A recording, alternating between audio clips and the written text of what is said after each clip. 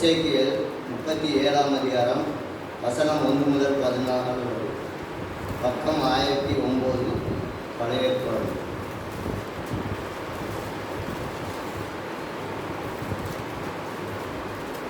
கர்த்தருடைய கை என்மேல் அமர்ந்தது. கர்த்தர் என்னை ஆவிக்குள்ளாக்கி வெளியே கொண்டு போய் எலும்புகள் நிறைந்த ஒரு பள்ளத்தாக்கின் நடுவில் நிறுத்தி என்னை அவைகளின் அருகே சுற்றி நடக்க பண்ணினார். இதோ பள்ளத்தாக்கின் வெட்ட வெளியிலே அந்த எலும்புகள் மகா திரளாய் கிடந்தது. அவைகள் மிகவும் உலர்ந்ததுமாய் இருந்தது.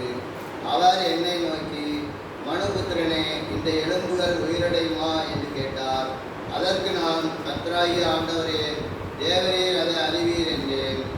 அப்பொழுது அவர், நீ இந்த எலும்புகளை குறித்து தீர்க்க தரிசனம் உரைத்து அவைகளை பார்த்து சொல்ல வேண்டியது என்னவென்றால், உலர்ந்த எலும்புகளே, கர்த்தருடைய வார்த்தையை கேளுங்கள். கர்த்தராகிய ஆண்டவர் இந்த எலும்புகளை நோக்கி, இதோ நான் உங்களுக்குள் ஆவியை பிரவேசிக்க பண்ணுவேன். அப்பொழுது உயிரடைவீர்கள்.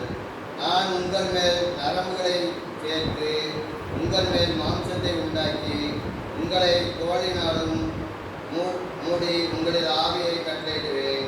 அப்பொழுது நீங்கள் உயிரடைந்து நான் கர்த்தர் என்று அறிந்து கொள்வீர்கள் என்று உரைக்கிறார் என்று சொல்லியிருந்தார். எனக்கு கட்டளையிட்டபடியே நான் தீர்க்க தரிசனம் உரைத்தேன். நான் தீர்க்க தரிசனம் உரைக்கையில் ஒரு இரைச்சல் உண்டாயிற்று. இதோ அசைவு உண்டாகி ஒவ்வொரு எலும்பும் தன் தன் எலும்போடு சேர்ந்து கொண்டது. நான் பார்த்து கொண்டிருக்கையில் இதோ அவைகள் மேல் நரம்புகளும் மாம்சமும் உண்டாயிற்று. மேற்புறமெங்கும் தோலினால் மூடப்பட்டது. ஆனாலும் அவைகளில் ஆவி இல்லாதிருந்தது. அப்பொழுது அவர் என்னை பார்த்து, நீ ஆவியை நோக்கி தீர்க்க தரிசனம் உரை. மனுபுத்திரனே, நீ தீர்க்க தரிசனம் உரைத்து ஆவியை நோக்கி, கர்த்தராகிய ஆண்டவர் உரைக்கிறது என்னவென்றால், ஆவியே, நீ காத்து திசை நான்கிலிருந்து வந்து கொலைந்த இவர்கள் உயிரடையும்படிக்கு இவர்கள் மேல் ஊது என்கிறார் என்று சொல் என்றார். எனக்கு கற்பிக்கப்பட்டபடி நான் தீர்க்க தரிசனம் உரைத்தேன். அப்பொழுது ஆவி அவருக்குள் பிரவேசிக்க அவர்கள் உயிரடைந்து காலூன்றி மகா பெரிய சேனையாய் நின்றார்கள். அப்பொழுது அவர் என்னை நோக்கி, மனுபுத்திரனே, இந்த எலும்புகள் இஸ்ரவேல் வம்சத்தார் அனைவருமே. இதோ அவர்கள், எங்கள் எலும்புகள் உலர்ந்து போயிட்டு, எங்கள் நம்பிக்கை அற்று போயிட்டு, நாங்கள் அற்புண்டு போகிறோம் என்கிறார்கள். ஆகையால் நீ தீர்க்க தரிசனம் உரைத்து அவர்களோட சொல்ல வேண்டியது என்னவென்றால், கர்த்தராகிய ஆண்டவர் உரைக்கிறார், இதோ என் ஜனங்களே, நான் உங்கள் பிரேத குழிகளை திறந்து உங்களை உங்கள் பிரேத குழிகளிலிருந்து வெளிப்படவும் உங்களை இஸ்ரவேல் தேசத்துக்கு வரப்படுறேன். என் ஜனங்களே, நான் உங்கள் பிரேத குழிகளை திறந்து உங்களை உங்கள் பிரேத குழியிலிருந்து வெளிவிட பண்ணும்போது நான் கர்த்தர் என்று அறிந்து கொள்வீர்கள். என் ஆவியை உங்களுக்குள் வைப்பேன், நீங்கள் உயிரடைவீர்கள். நான் உங்களை உங்கள் தேசத்தில் வைப்பேன்.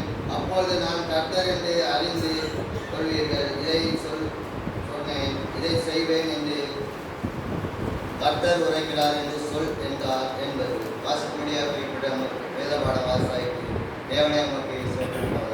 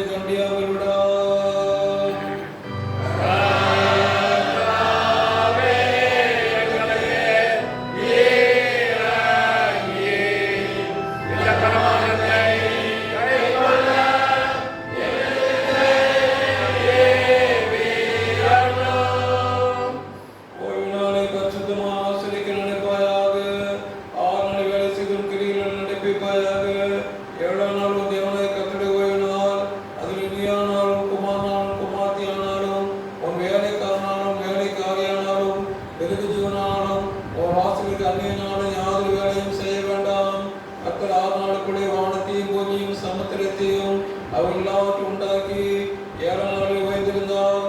ஆகியோர் கர்த்தர் 7 நாள் ஆசீர்வதித்ததை பரிசுத்தமாக்கினார்.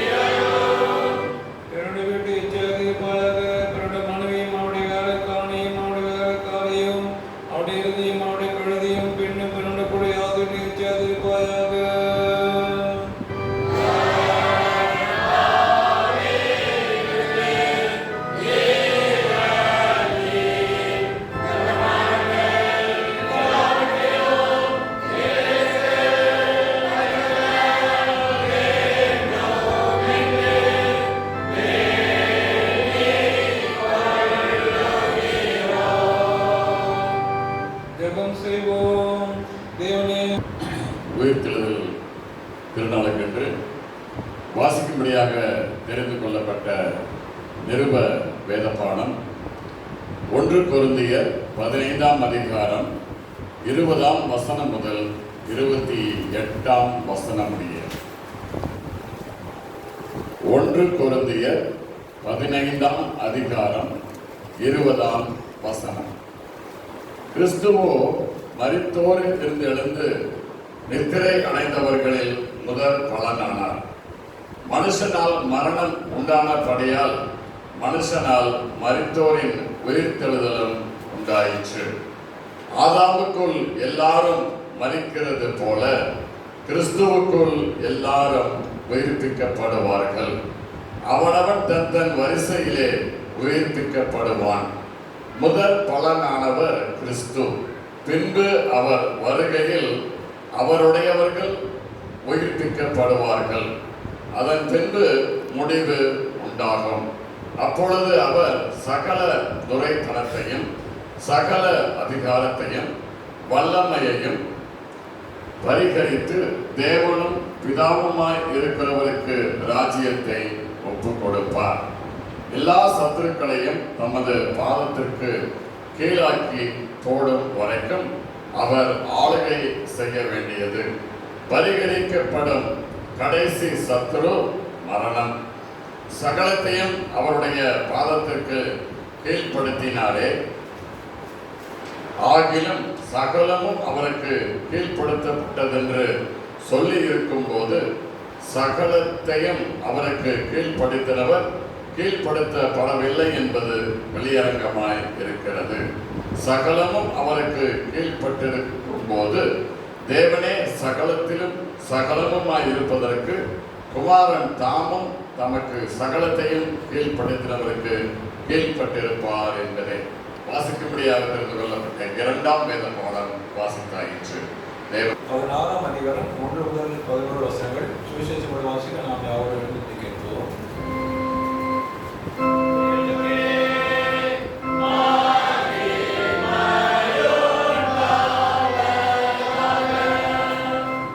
சுவிசேஷ பாடமாக பரிசுத்த மார்க்கு எழுதின சுவிசேஷம் 16ஆம் அதிகாரம் வசனங்கள் 1 முதல் 11 வரை.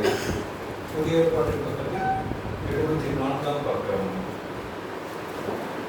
ஓய்வு நாளான பின்பு மக்தலேனா மரியாளும் யாக்கோபின் தாயாகிய மரியாளும் சலோமே என்பவளும் அவளுக்கு சுகந்த வட்டப்படிப்படி அவைகளை வாங்கி கொண்டு வாரத்தின் முதல் நாள் அதிகாலையிலே சூரியன் உதயமாகிற போது கல்லறிடத்தில் வந்து கல்லறின் வாசலிருக்கிற கல்லை நமக்காக எவன் புரட்டி தள்ளுவான் என்று ஒருவரோடொருவர் சொல்லிக் கொண்டார்கள்.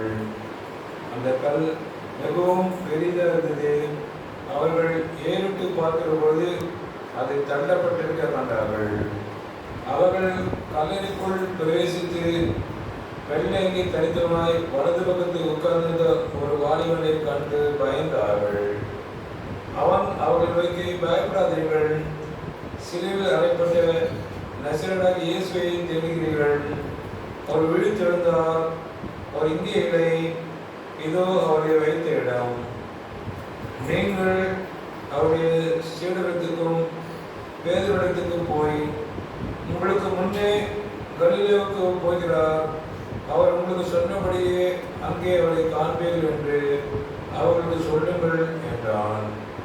நடுக்கமும் திகிலும் அவர்களை பிடித்தபடியால் அவர்கள் சீக்கிரமாய் வெளியே வந்து கல்லறையை விட்டு ஓடினார்கள். அவர்கள் பயந்திருந்தபடியினால் ஒருவருக்கும் ஒன்றும் சொல்லாமல் போனார்கள். வாரத்தின் முதல் நாள் அதிகாலையிலே இயேசு எழுந்திருந்த பின்பு மகதலேனா மரியாளுக்கு முதல் தரிசனமானார். அவரிடத்திலிருந்து அவர் 7 பிசாசுகளை துளைத்திருந்தார்.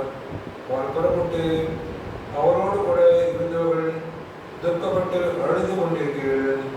அவர்களிடத்தில் போய் அந்த செய்தியை அறிவித்தாள்.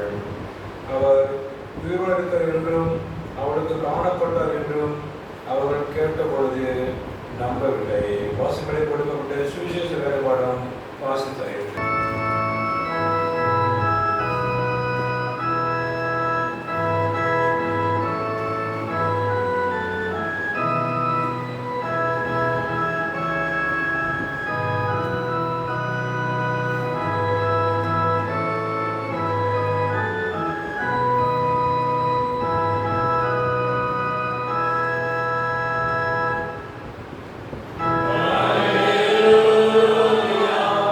Hallelujah.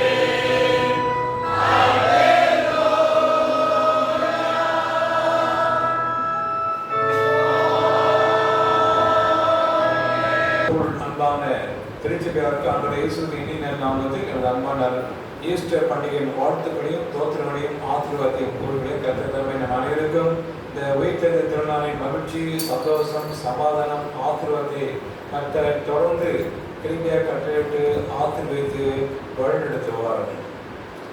கிறிஸ்தவர்களுக்கு சந்தோஷம் கொடுக்கிற பண்டிகை 2. ஒன்று கிறிஸ்துமஸ், மற்றொன்று ஈஸ்டர் பண்டிகை. இந்த 2 பண்டிகைகளும் ஒன்றோடு ஒன்று இணைந்து இருக்க வேண்டும், இணைந்து இருக்கிறது. கிறிஸ்துமஸ் இல்லை என்றால் ஈஸ்டர் இல்லை, ஈஸ்டர் இல்லை என்றால் கிறிஸ்துமஸும் இல்லை. இந்த 2ம் ஏறக்குறைய ஒரு நாணயம் போல் இருக்கிறது. இரு பக்கமும் நாணயத்தின் முத்திரை இருந்தால்தான் அது செல்லுபடி ஆகும். கிறிஸ்துவின் உன்னதமான ஊழியத்தை நிறைவேற்ற பிதாவானவர் இயேசுவின் பிறப்பையும் இயேசுவின் உயிர்த்தெழுதலையும் அனுபவத்தை நாம் பார்க்கிறோம். நாணயம் என்றால் காசு என்று நம் அனைவருக்கும் தெரியும். இந்த நாணயம் யாரும் காசு என்று சொல்வதில்லை. காசு கையில் கூட தொடர முடியல, அந்த அளவுக்கு மாற்றிட்டாங்க. இந்திய சூழலில் நாணயத்தின் நாணயம் இல்லை, நாணயத்திலே நாணயம் இல்லை. நாணயம் என்றால் என்ன? நேர்மை, உண்மை, நீதி, தூய்மை, பண்பு, பரிவு, பாசம், நேசம், அன்பு, அடக்கம், இப்படியாக அநேக காரியங்கள் நாணயத்தின் பின்பாக இருக்குது. அதை நாம் அடுக்கிக் கொண்டே போகலாம். அநேக வார்த்தைகள் உண்டாம். ஆனால் இன்றைக்கு நாணயத்தின் தன்மை நாணயம் இல்லாமல் மாறி. முட்டை வாங்குறது இல்லையோ, முட்டையில் இருக்க உண்மையை நாம் அறிந்து கொள்ள வேண்டும். ஏனென்றால் இந்த நாட்களிலே முயலானது அதிகமான குட்டிகளை போடுமாம். எந்த கால பருவத்திலே முயல்கள் அதிக குட்டி போடுமாம். முயல்கள் எங்கே வசிக்குமாம்? குழியிலே வசிக்குமாம். குழியிலே இருக்கிற முயல்கள் குழியிலே வசித்தாலும் அந்த முயலுக்கு உயிர் இருக்கிறதா, அந்த முயலுக்கு ஜீவன் இருக்கிறதா? கோழி முட்டையிலே உயிர் இருக்குது. அடை காக்கும் போது அதிலிருந்து கோழி குஞ்சு வருவதை பார்க்கிறோம். எதை கட்டுகிறதாம்? இயேசுவை பூமியிலே கல்லறைக்குள்ளாக அடைத்து வைக்க முடியும் பொழுது அவருக்குள் ஜீவன் இருக்குது. பூமியின் கல்லறையிலே இயேசு வைத்தாலும் இயேசுக்கு உயிர் உண்டு என்பதற்கு அடையாளமாக தான் அந்த காலகட்டத்திலே கோழி முட்டையும் முயல் குட்டியும் கொடுத்தார்கள். முயல் குட்டிக்கு குழிக்குள் இருந்தாலும் உயிர் இருக்கிறது, கோழி முட்டைக்குள்ளும் உயிர் இருக்கிறது. இயேசு கல்லையை வைத்திருந்தாலும் இயேசுக்கும் உயிர் இருக்கிறது. இயேசு உயிர்த்து எதற்கு சாட்சியாக இருக்கலாம்? எதற்கு ஒரு பெரிய சவால் இருக்கலாம்? இயேசுக்கு உயிர்த்ததல் சாவுக்கு சவால் இருக்குது. இன்னும் சொல்லப்போனால் இயேசு உயிர்த்ததல் சாவுக்கு சாவு மணி அடிக்கிறார். இயேசு உயிர்த்ததல் வாழ்வை இழந்தவர்களுக்கு வாழ்வை கொடுக்கிறாராம். இயேசுவின் உயிர்த்ததல் மரணம் என்பது முடிவில்லை, அது நித்திரை, அது இடைப்படுதல். மருத்துவர் மீண்டும் எழும்புவார்கள் என்று நம்பிக்கை ஊட்டுவதற்காகவே இயேசு உயிர்த்தெழுந்தார். இயேசு சொல்கிறார், நானே உயிர்த்தெழுதும் ஜீவனுமாய் இருக்கிறேன். என்னை விசுவாசிக்கிறேன் எவனாக கண்டிப்பாக பிழைக்க முடியுமா? பொதுவாக ஞாயிறு பாடசாலை பிள்ளைகளே ஒரு ஆசிரியர் கேட்டாராம், யாராவது பரலோகத்துக்கு போறீங்க அப்படின்னு கேட்டாராம். எல்லா பிள்ளையும் கை தூக்குறாங்க. பரலோகம் நல்லா இருக்கும், அங்கே பொன்னாலான வீதி இருக்கும், தேவத்தை இருப்பாங்க, இயேசு இருப்பாங்கன்னு சொல்லி நல்லா அழகாக வந்து எல்லாரும் விரும்பினாங்க. எல்லாம் கை தூக்குறாங்க. ஒவ்வொருத்தர் கேட்டார், பரலோகம் போன என்னன்னு செய்யணும்னு கேட்டாங்க. ஒவ்வொரு மாணாக்கரும் ஒவ்வொரு விதமான பதில் சொன்னார்.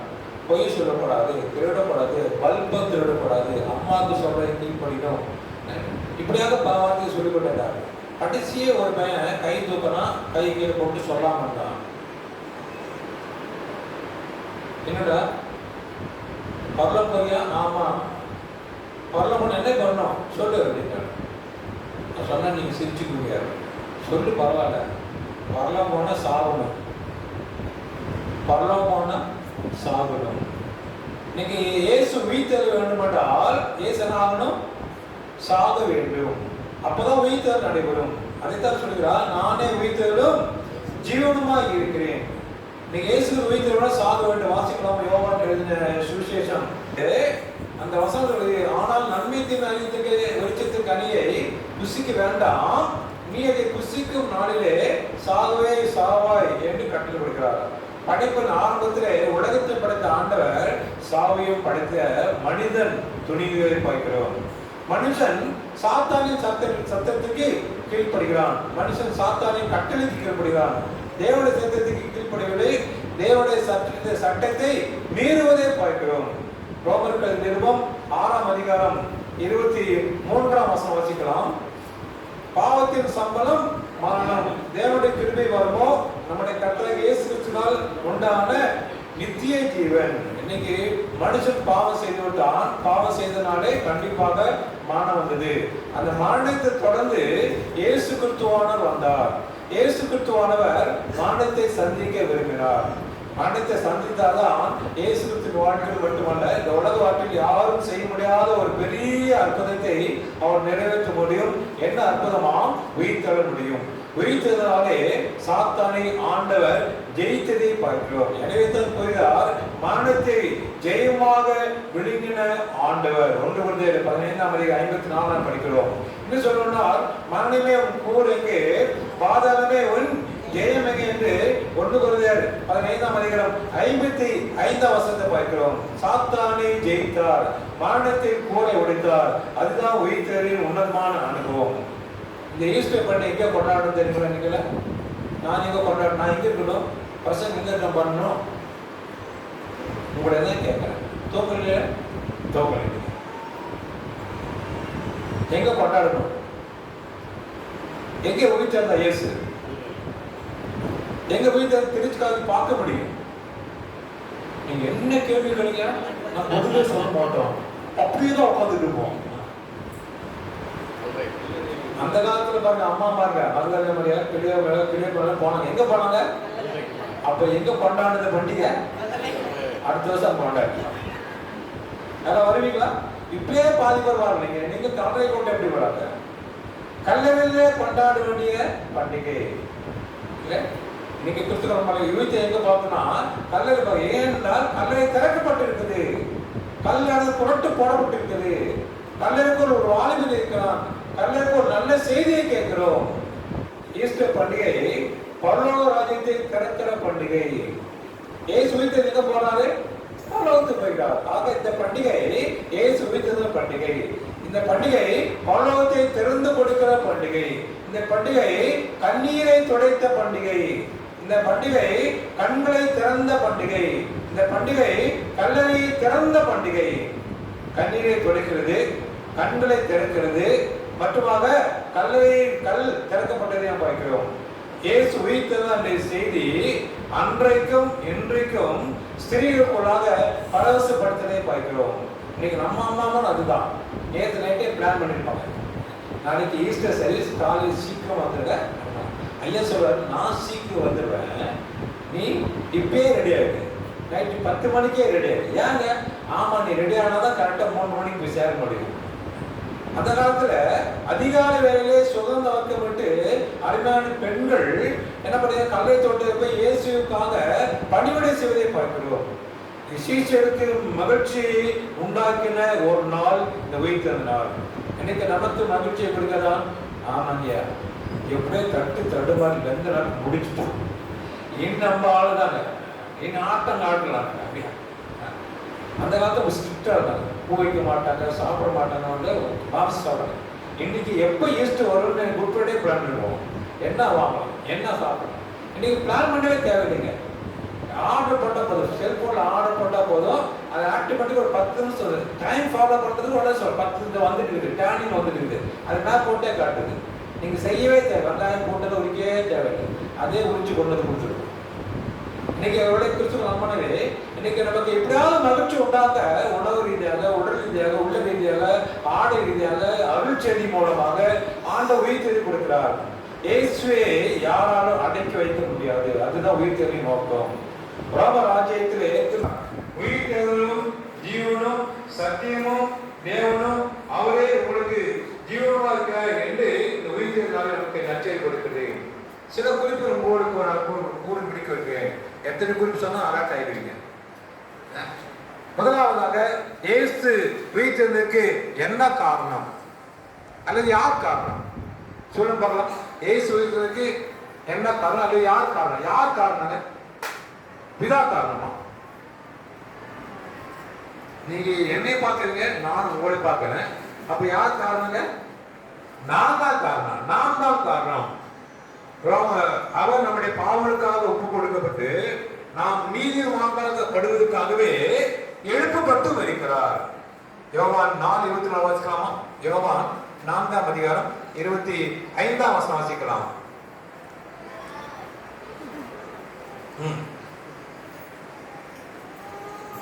யோவான் 4:25. அந்த ஸ்திரீ அவரை நோக்கி, கிறிஸ்து எனப்படுகிற மேசியா வருகிறார் என்று அறிவேன். அவர் வரும்போது எல்லாவற்றையும் நமக்கு அறிவிப்பார் என்றார். இன்னைக்கு நாம் இயேசு கிறிஸ்து உயிர்த்ததுக்கு காரணமா இருக்கிறோம். அதான் இயேசு கிறிஸ்துவான மாம்சத்தபடி தாவீதின் சந்ததியில் பிறந்தவராக இருந்தாலும் பரிசுத்த முள்ள ஆவியின்படி தேவனுடைய சுதந்திரன்று மருத்துவ உயிர்த்தெழுந்தாலே பலமாய் நிரூபிக்கப்பட்ட தேவகுமாரனாய் கண்டு ரோமர் 1ஆம் அதிகாரம் 4ஆம் வசனம் 5ஆம் வசனத்திலே பார்க்கிறோம்.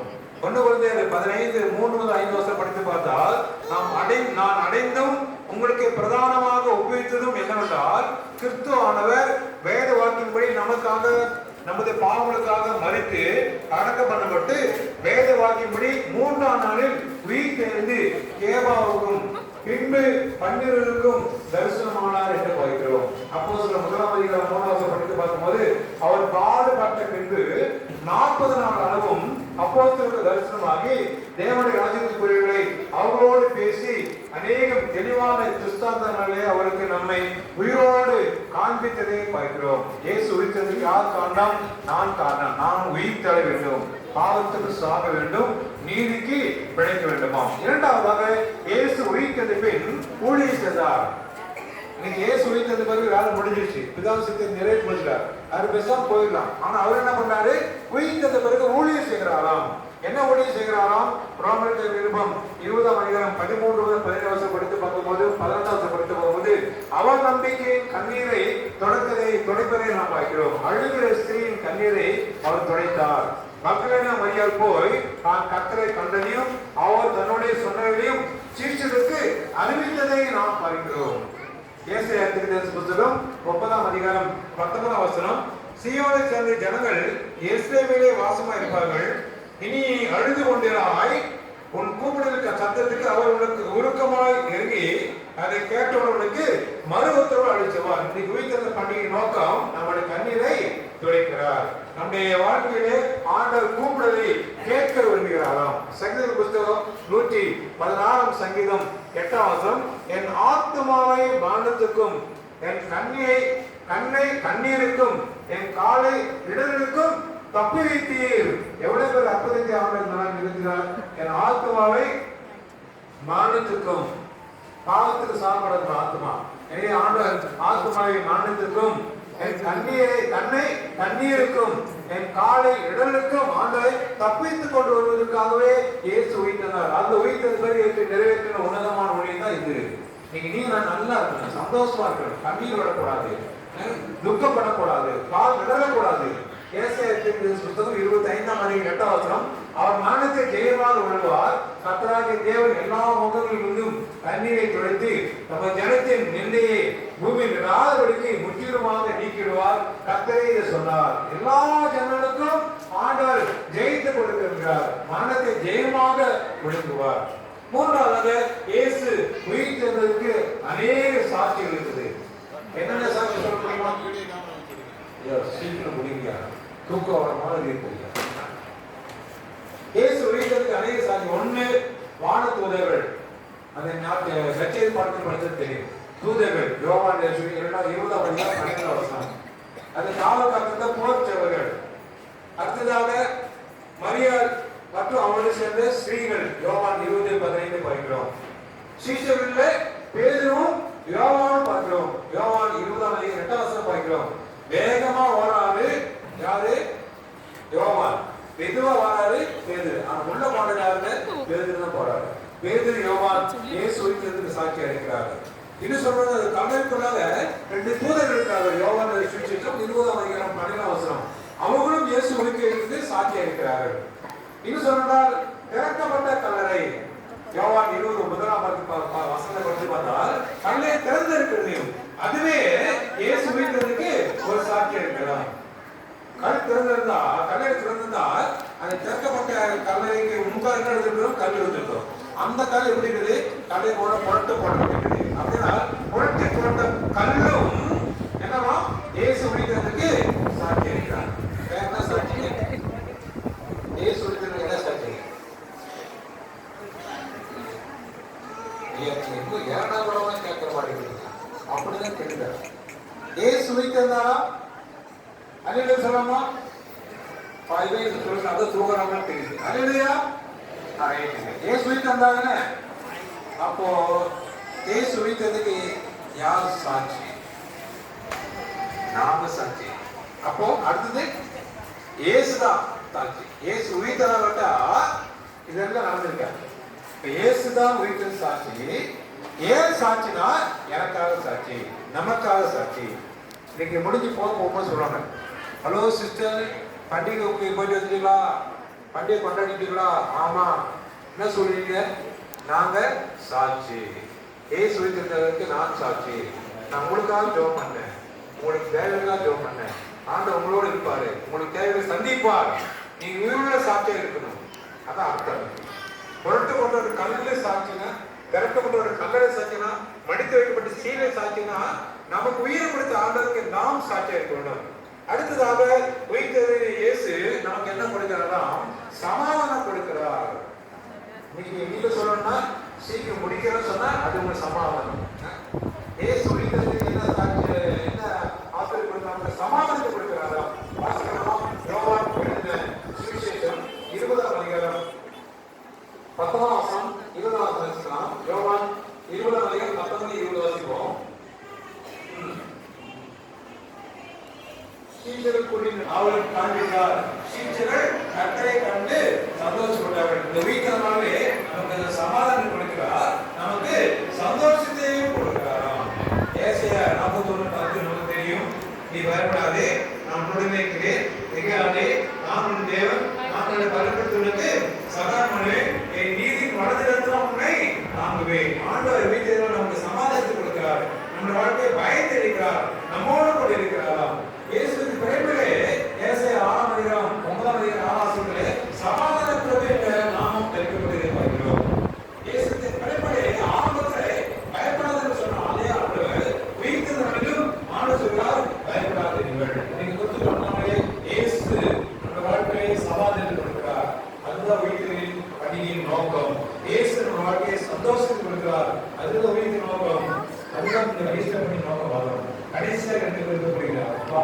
சொல்லுங்க, சந்தோஷம். நான் நல்லா கேட்கிறேன். இயேசு உயிர்த்தெழுதலின் நோக்கம் என்ன தெரியுங்களா? நமக்கு சமாதானம் கொடுத்தாரு. நோக்கம் என்ன தெரியுங்களா? இன்னைக்கு இன்னும் நீங்க பார்க்கிற பார்வை எப்படி இருக்குன்னா, உயிர்த்தெழுந்தாரா இல்லையா? பிரியாணி சாப்பிட்டு தெரியும். அதுக்கு பிரியாணியே மாறதான் உயிர்த்தெழுந்த பார்க்கணுமா? ஆமாங்க. அங்க ஒரு ஆடு செத்து இருக்குது, அதை உயிரை சாப்பிடுறோம். அது வேற. நீக்கவே ஆண்டவர் உயிர்க்கிறார். மத்தேயு சுவிசேஷம் 6:30 உன் வலது கை உனக்கு இடர் உண்டாக்கினால் அதை தரித்து எழுந்து போடு. உன் சரீரம் முழுவதும் நரகத்தில் தள்ளப்படுவதை பார்க்கிறோம். உன் அவையில் ஒன்று கெட்டு போவதற்கு நலமா இருக்கும். நாம் அவிசுவாசத்தை நீக்கிறார், நம்முடைய இடராக நீக்கிறார்.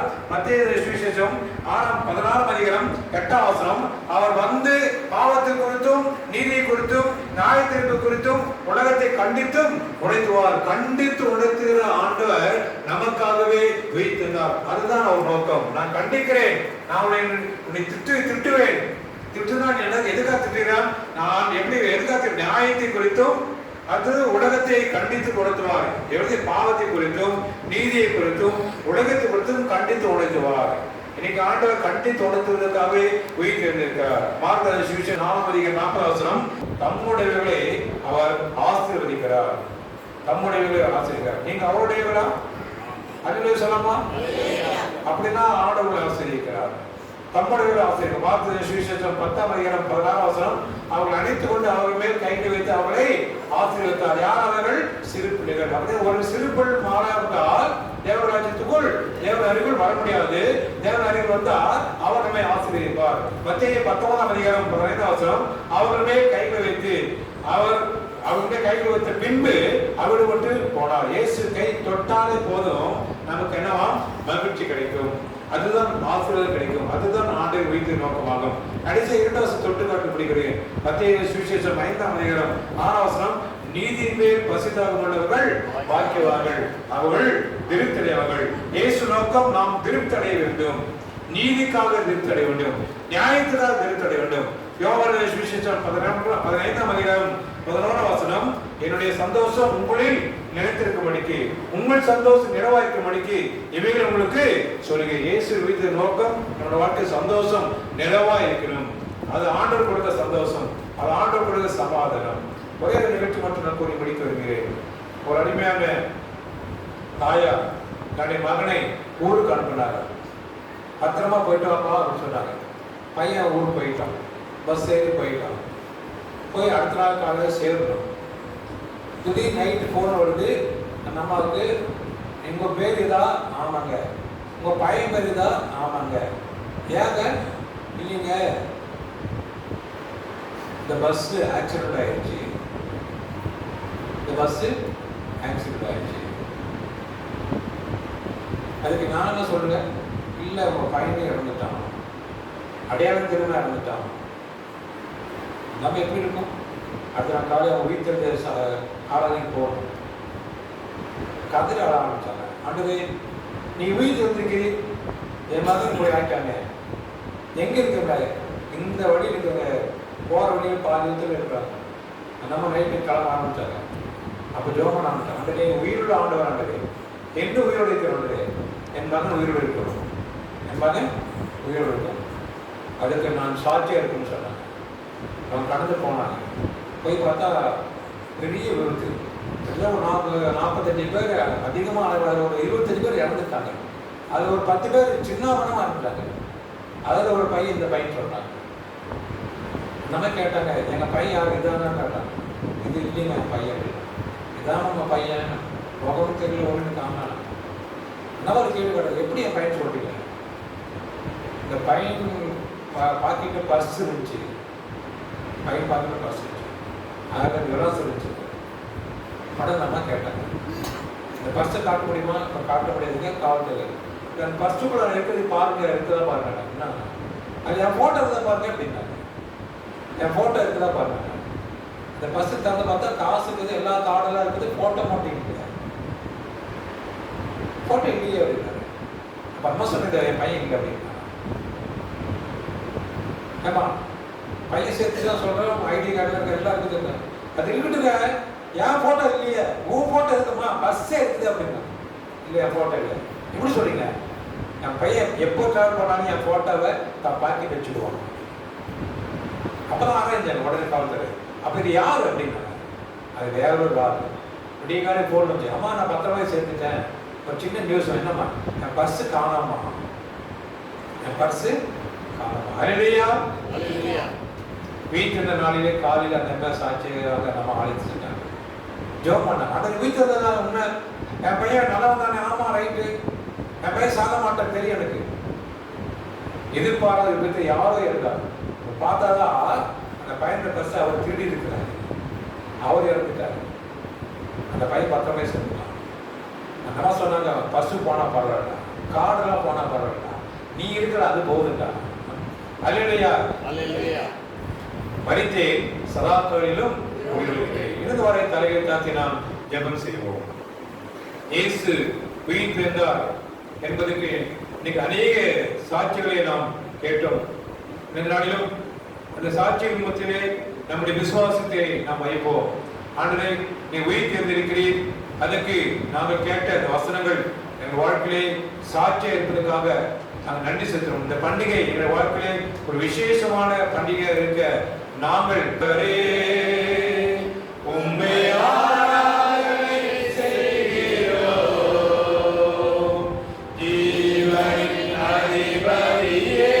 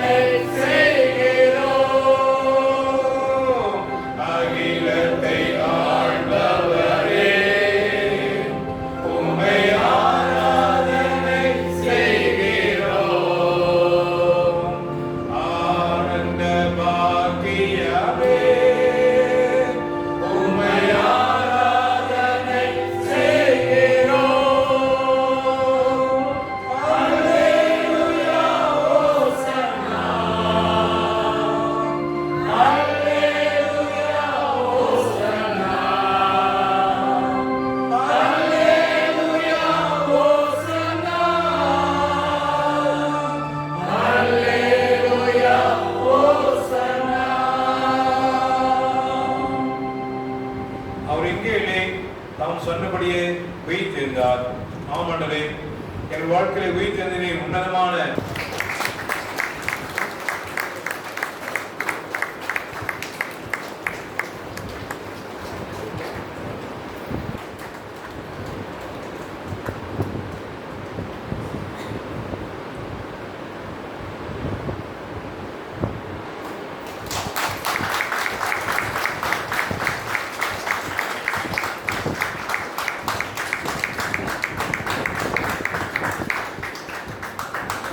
நம்முடைய ஆயர் கிருபாநிதி ஐயாவுக்கு நம்முடைய கனகராஜ் ஐயா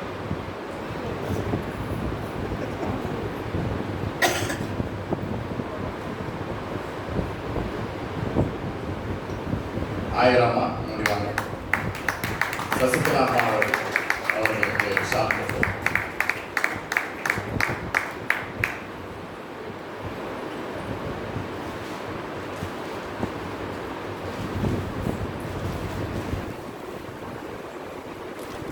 அனைத்து இந்த 40 நாட்கள் அனைத்து நிகழ்வுகளும் மங்களமாக பெருநாள் மற்றும் நம்முடைய பெண்களுக்கு அனைத்து கூட்டங்களும் வாய்ப்பு அனைத்தும் வெற்றியான முறையில் நடத்தி கொடுக்க ஆயிரம்